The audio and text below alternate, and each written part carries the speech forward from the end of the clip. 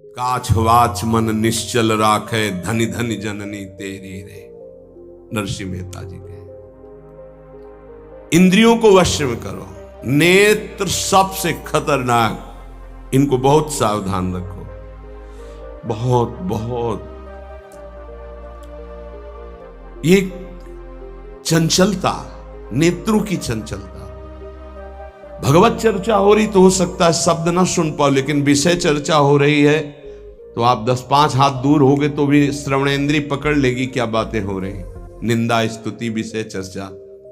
इंद्रियों को शासन में रखो, इंद्रियों को वश में करो, क्योंकि ये ज्ञान विज्ञान का नाश करने वाले महापापी काम इन्हीं के वशीभूत होकर तुम्हें नष्ट करते। मार डाल इस पापी को। भगवान कहे पाप मानम प्रजयहीनम ज्ञान विज्ञान नाशनम। मार इस काम को नष्ट कर। तस्मात् त्वम इंद्रियाण्यादौ नियम्य भरतर्षभ। ये महाभारत सबको लड़नी पड़ेगी। महाभारत सबको लड़नी पड़ेगी। अगर आपको अपने स्वराज्य सिंहासन पर बैठना है, मुक्त होना है, तो ये युद्ध स्वीकार करना पड़ेगा, ये चुनौती स्वीकार करनी पड़ेगी। भगवान कह रहे इंद्रियों को वश में कर, ज्ञान विज्ञान का नाश करने वाले इस महापापी काम को अवश्य बलपूर्वक मार। भगवान आदेश कर रहे पाप मानम प्रजयहीनम ज्ञान विज्ञान नाशनम। तस्मात् त्वम इंद्रियाण्यादौ नियम्य भरतर्षभ। इसलिए पहले इंद्रियों को काबू करो। रसेंद्रिय से शुरू करो, मुख्य द्वार। ये ज्यादा रजोगुणी भोजन पाने पर ये चंचल होती। जब ये चंचल होती तो हर इंद्रियों में चंचलता। इसको संभालो। उचित आहार, सात्विक आहार, कम स्वाद वाला आहार, बच जाओगे। ज्यादा स्वादिष्ट पाने की कोशिश मत करो।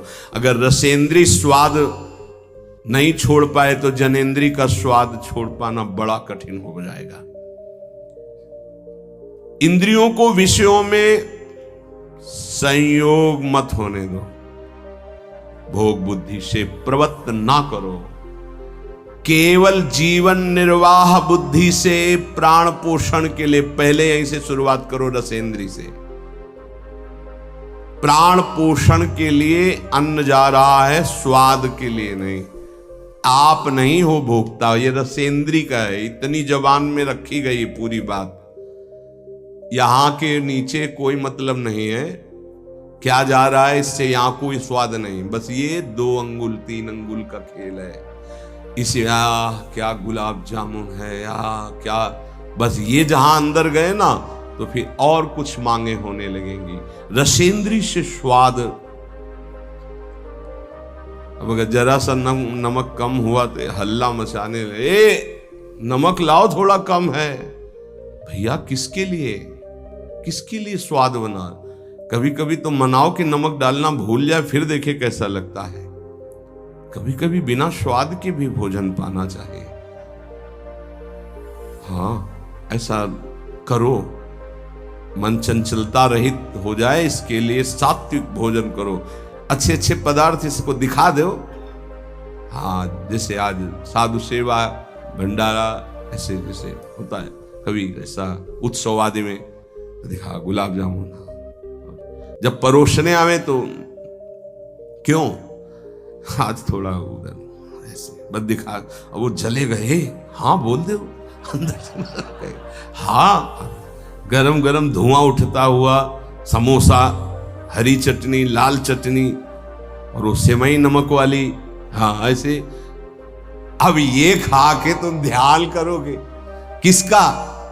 अब ये निर्णय तुम करो। ये चीजें खा के तुम ध्यान करोगे, प्रभु का तो ध्यान होने वाला नहीं। सात्विक भोजन पाने से हमारे अंदर भजन की वृत्ति बढ़ती है, और रजोगुणी तमोगुणी भोजन पाने से भोग वासना बढ़ती है, निद्रा प्रमाद स्थिति आती है। बिल्कुल सच्ची बात समझो, ये 3 गुणों से हर सामग्री बनी हुई। इसीलिए संतों ने निर्णय किया आप ये पा सकते हैं, ये पा सकते हैं, ये पा सकते हैं। खूब अनुभूति विषय, इसलिए मना किया गया। आप ये नहीं पाएंगे। क्यों नहीं, भगवान ने तो सब कुछ बनाया है पाने के लिए, तो पाने के लिए भी बनाया है, तो फिर और व्यवस्था भी भगवान ने बनाई है। रौ रौ नरक, अंधतामिस्त नरक, ये भी भगवान ने बनाए हैं, तो इनका भी स्वाद आप लीजिए। सावधान शतोगुणी भोजन संयम पूर्वक पाइए, नाम जप करते हुए, और इतना कि बस लगे कि हाँ, थोड़ा वजन लगने लगे कि हाँ हो गया, बंद कर दो, शाम के फिर पा लेना। कोई तुम्हें तो ये है नहीं कि पता नहीं मिले कि ना मिले, कै दिन मिले कै दिन ना मिले। उसमें होता है कि अब जो मिला है डाल लो, पता नहीं कै दिन बाद मिले। तो आप लोगों को तो एक मिलता है, तो संयम में आपके प्रयास व्यवस्था श्री जी ने सबकी कर दी। तो संयम से आहार, और अच्छे पदार्थ ना लो तो अच्छा है, अगर लो तो बहुत कम लो, थोड़ा। खीर हटाओ और सब कुछ अब पीने दो, तो वो मन, खीर में नुकसान नहीं है, गुलाब जामुन में नुकसान नहीं, वो जो मन को बढ़ावा मिला रसेंद्री के द्वारा, अब वो इतने में तृप्त नहीं रहेगा, वो और इंद्री को लेकर के भ्रमण करवाएगा हमको।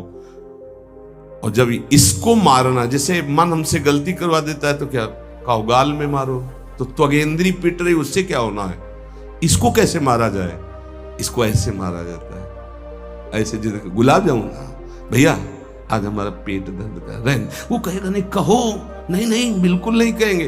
वो जो मन को पीड़ा हो रही, अब वो पिटाई हो रही। साधक मन को बहुत दुलार करता, पीट नहीं पाता। इसको पीटना सीखो, बहुत जल्दी ठीक हो जाएगा।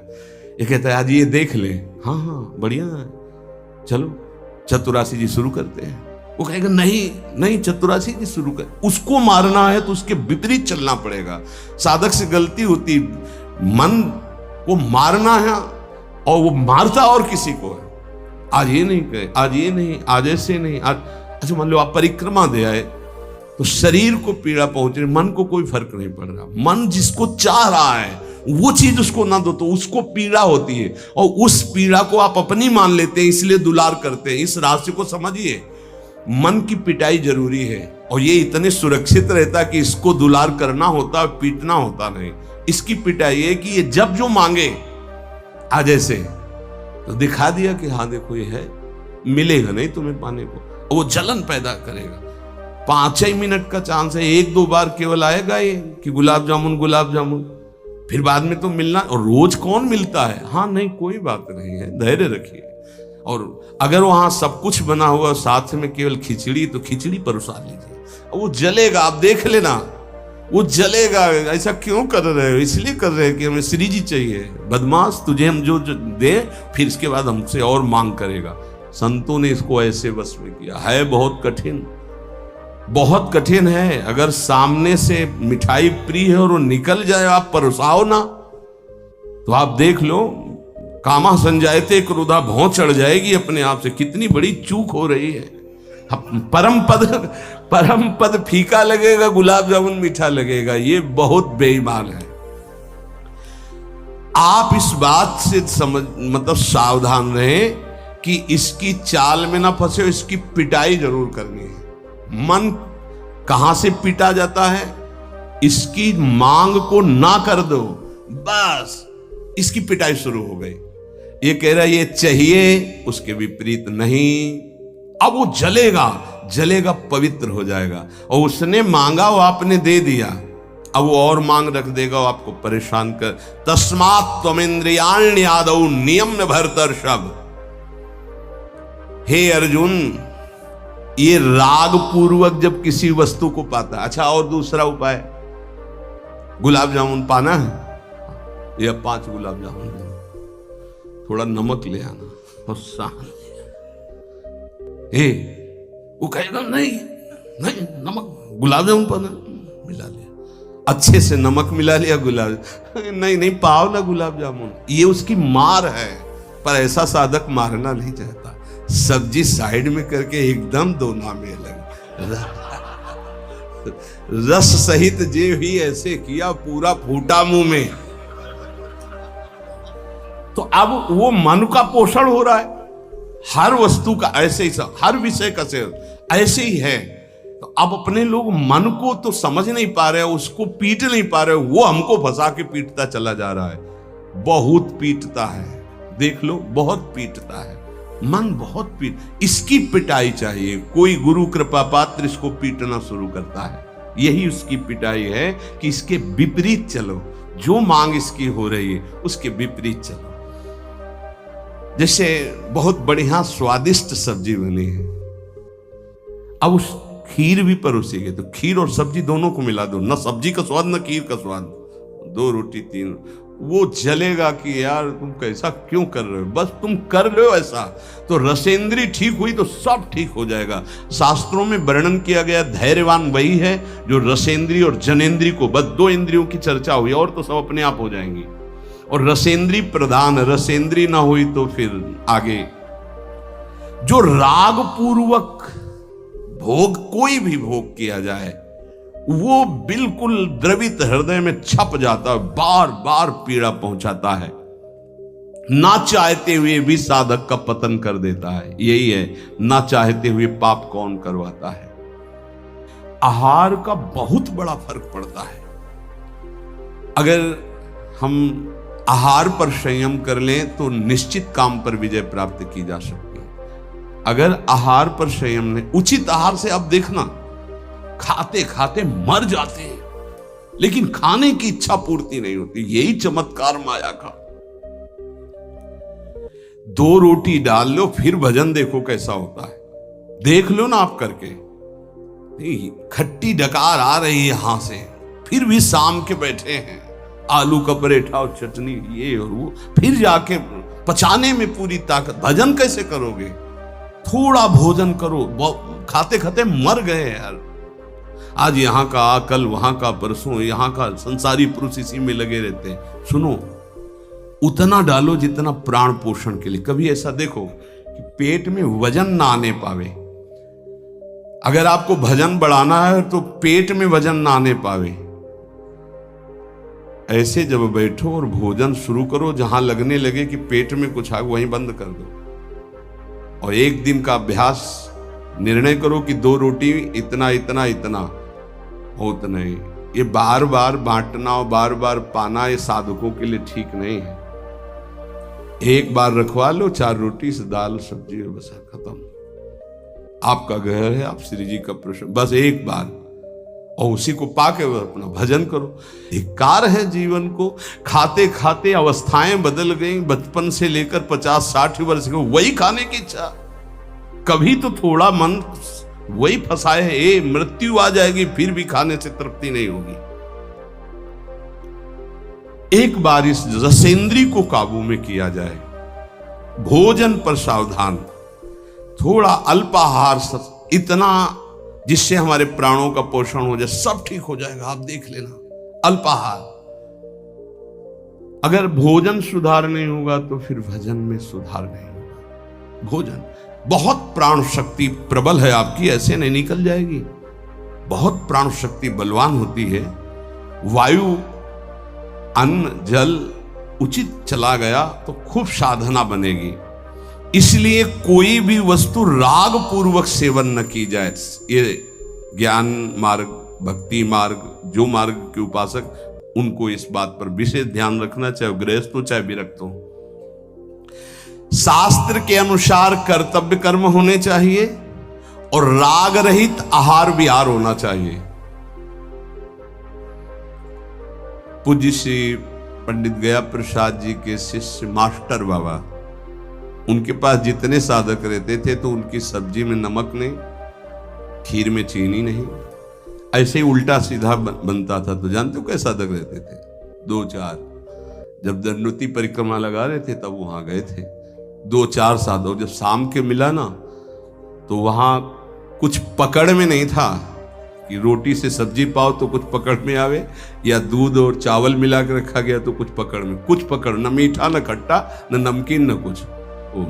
भगवत धाम को प्राप्त हो चुके हैं, बहुत अच्छे महात्मा थे पूज्य श्री मास्टर बाबा जी। ये बड़े बड़े महापुरुष ऐसी चाल क्यों चलते हैं? क्योंकि वो अपनी इंद्रियों को काबू में रखना साधकों को सिखाते हैं। काम को मारने के लिए सबसे पहले इंद्रियों का नियमन करने को श्री भगवान कह रहे हैं। तस्मात् तुम इंद्रियाण यादव नियम में भरतर्षभ, इनको पहले कंट्रोल में करो।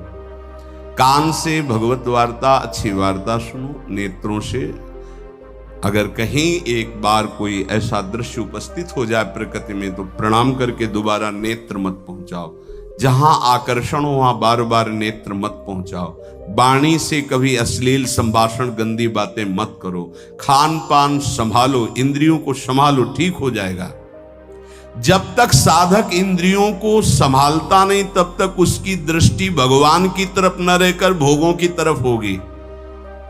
आज अच्छा, और पहले ही से संकल्प मन बना लिए इस में तो ये ज्यादा नहीं तो ऐसा है कि आप जो चाहो जितना ले सकते हो। हाँ, खुली छूट है। इंतजार हो रहा कब हो 11 बजे, कब 12 बजे। ये संकल्प विकल्प को मारना है। कभी कभी ऐसा कर लिया करो, ज्यादा मन तैयार हो गया ना कि आज तो उत्सव है, बहुत गोल कर दिया, आज उपवास करेंगे। सब मत करना, नहीं तो गड़बड़ हो जाएगा। अलग अलग उत्सव में एक एक दो दो आज नहीं पाएंगे, आज भूखे रह करके रहे। फिर आप देखो जो आपको मन जलन पहुंचाएगा वही मन को अधीन करने के बिना इसके अधीन नहीं होने वाला। ये भी बात समझ लीजिए, यहीं से अधीन किया जाता है। जैसे अपने लोग अब सावन भर केवल गंगा जल पीकर रहेंगे, जो भगवान शिव की उपासना गंगा किनारे सावन खूब आराम से 2 4 5 दिन शिथिलता होती है, इसके बाद वो शरीर उसी ढांचे में ढलने लगता है। और गंगा जी में सब सामर्थ्य विराजमान है। सही, कभी हम अपने शरीर को शक्तिहीन अनुभव नहीं किया।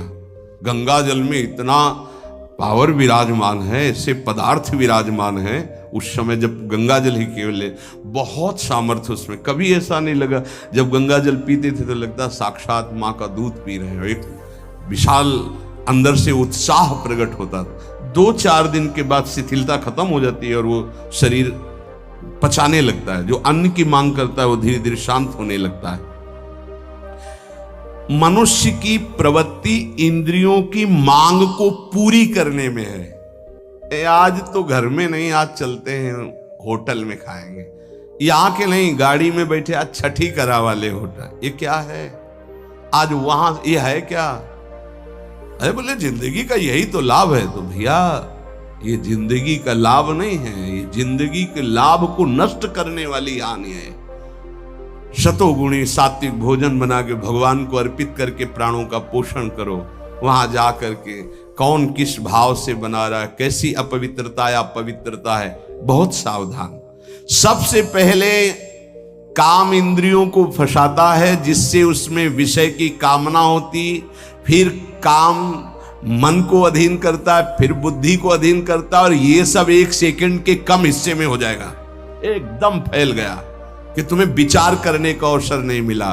परंतु जो साधक इंद्रियों की कामनाओं में ही ब्रेक लगा दिया, भगवान कह रहे वो भावपूर्वक कर्तव्य का चिंतन करता है। नहीं, ऐसे साधक को शीघ्र भगवत प्राप्ति हो जाती है। ध्यान दीजिए, सबसे पहले इंद्रियों में ही काम पैदा होता है और विषय आकर्षण करता है। और विषय जब कामना पैदा होती तो विषय कर्म करने की चेष्टा होती, कोई भी कामना किसी भी इंद्रिय की। और जो विषय कर्म में फंस जाता है उसका पतन हो जाता है। और जो उपासक इंद्रियों की चाह को, कामना को पूर्ण नहीं होने देता, वो उसको कर्तव्य का बोध होता रहता है। जो अपने कर्तव्य का बोध करता है, मेरा कर्तव्य क्या है, वो शीघ्र ही अपना उद्धार करने में समर्थ हो जाता है, भगवत प्राप्त हो जाता है। एनम ज्ञान विज्ञान नाशनम, ये ज्ञान विज्ञान का नाश करने वाला काम है। तुम्हारा कितना भी अनुभव ढक देगा, कितना भी बुद्धि आपकी प्रवीण हो, बड़े बड़े जवाब देने वालों को लाजवाब कर देता है। ऐसा है, काम ऐसा है कि बहुत जवाब देने वाले को जवाब रहित कर देता है। उसका उत्तर नहीं दे पाओगे जब काम तुम्हारे अंदर प्रश्न करेगा। विज्ञान अनुभव साधना का सब ढक देगा, ज्ञान विज्ञान दोनों को। तत्व ज्ञान का यहां बात नहीं है कि ज्ञानी का शब्द है शास्त्र ज्ञानी से, बोध संपन्न महापुरुष से नहीं स्वात्मा रामम विषय मृग तृष्णाम भ्रमयति। यहां भक्त जो अभी साधन काल में है, प्रेमी भक्त के